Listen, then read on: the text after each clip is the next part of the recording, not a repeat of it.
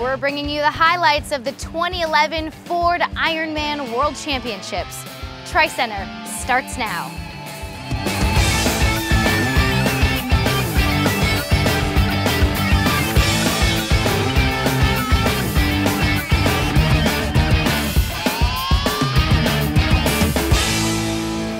Welcome to our 100th episode of TriCenter. I'm Ann Westling. The dust has settled here in Kona, Hawaii, and Chrissie Wellington and Craig Alexander are once again Ironman World Champions.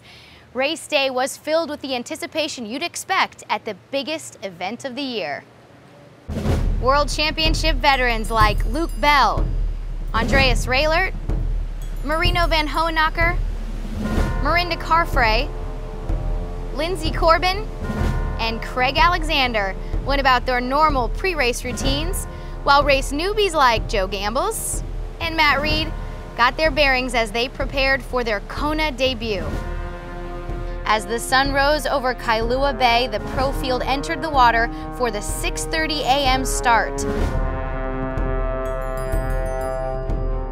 The pre-race tension reached its peak moments before the cannon went off. The pros were the first to take off, and then a half hour later, the age group field kicked off its 140.6 mile day with the electric mass swim start.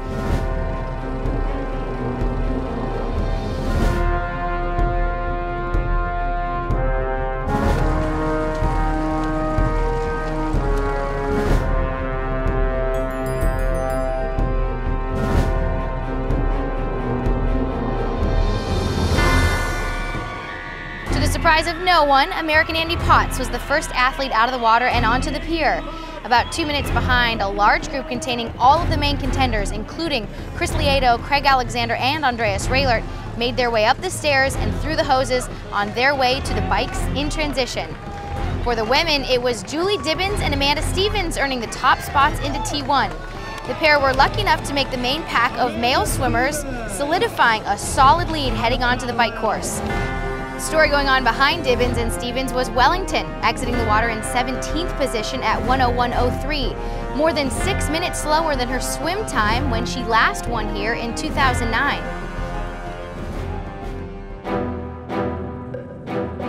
As the athletes climbed on their way towards the Queen K, the faster swimmers worked to build on the lead they had already established. But with so many strong athletes exiting the swim together, a large pack formed, with several men taking their turn at the front of the train.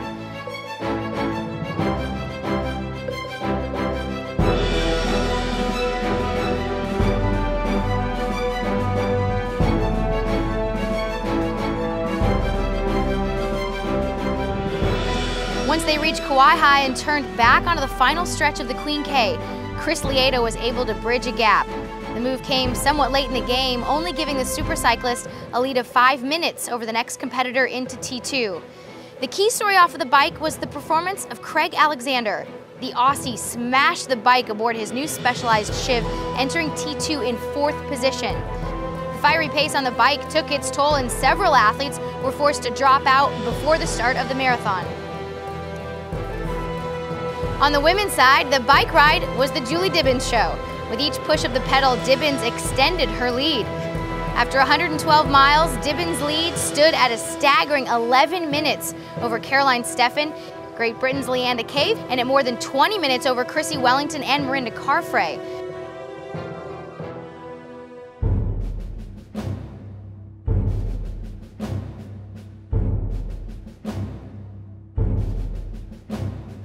Once on the run, Chris Leanda managed to hold the front position for the first few miles, but with the swiftest runners in the sport not far behind, he had little hope.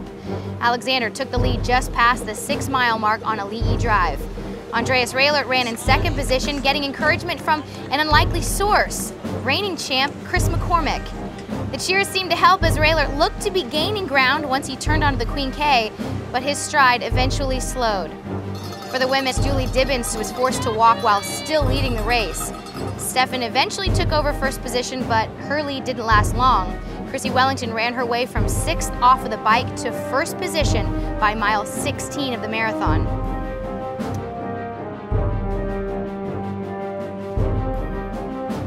In the men's race, Alexander was unstoppable on the run, cruising his way to a 2:44:02 marathon split. The well-rounded performance gave Alexander his third World Championship and a new course record of 8:03:56, breaking the mark that Luke Van Lierde had held for 15 years.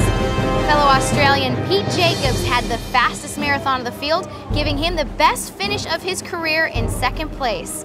A struggling railer was able to snag a top 3 position for the third year in a row.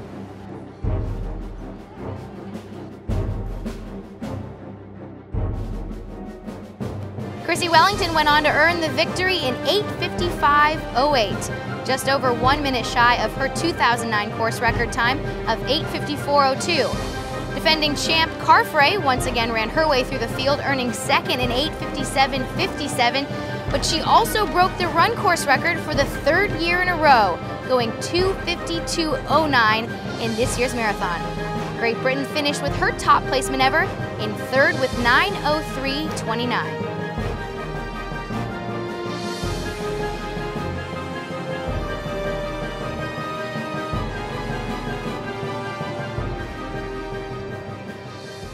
What a great day of racing.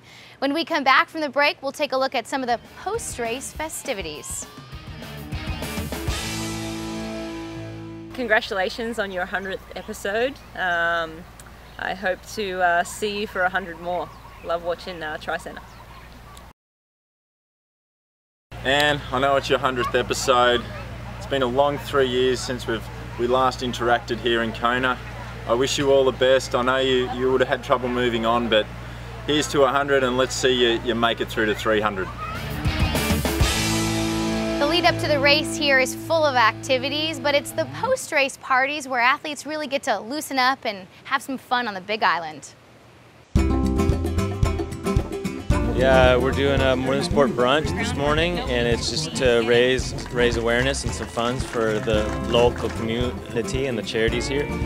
We really wanted to give back to the youth, so as far as today, we're doing a silent auction and a live auction.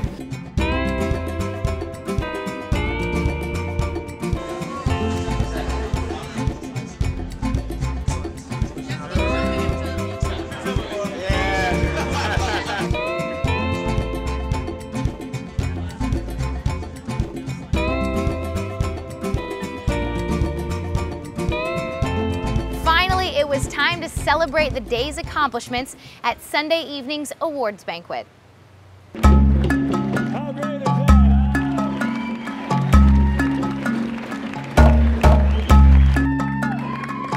My race yesterday offers me a very simple but a very valuable lesson. It teaches me never to stop believing.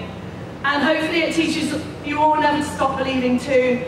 And that our limits may not be where we think they are. To win here for the third time and equal Peter Reid's record, to have David Mark at the finish, to greet you.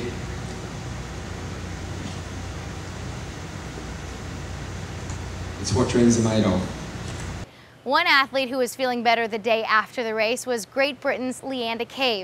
The third place finisher spent her post-race hours in a Kona hospital. Well, for me it was probably a breakthrough race. This is always where I wanted to finish in this race and where I always thought I could finish in this race. I didn't have a great swim, so it didn't really set me up great for the bike, but I was lucky enough to have Rachel Joyce come out with me. We worked really well together, if you like. You know, we obviously stayed our legal distance apart, but we did go back and forth in the lead between us. We had a great ride together, but you know, I got off the bike and it's the best I felt ever running off the bike, and I just got in this groove and I had this tunnel vision, and I just stayed in there. You know, normally I expect to blow up at some point, but I really dialed in my nutrition, and at I think it was 3 or 4 miles to go, I had Caroline Steffen in sight, and I just thought, well, I got to go for it. You know, this is the podium position right here, and I went for it, and there it was. I passed Caroline and just dug deep for the finish. It was hurting a lot, but I was super happy to be able to nail that third place, and here I am, third place in the world.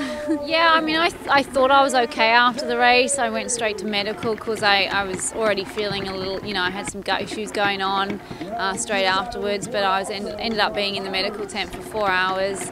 they kept taking my vitals and they kept going south. So after 4 hours in the medical tent, I was shipped off to the hospital, where I spent another 4 hours.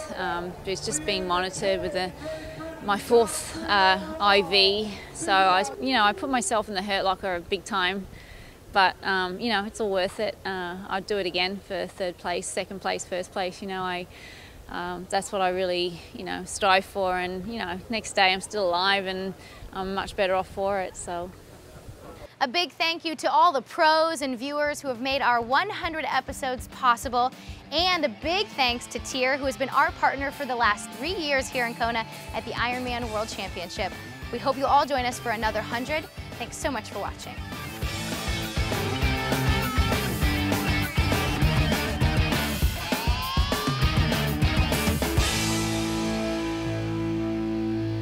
Whoa, those are some guns!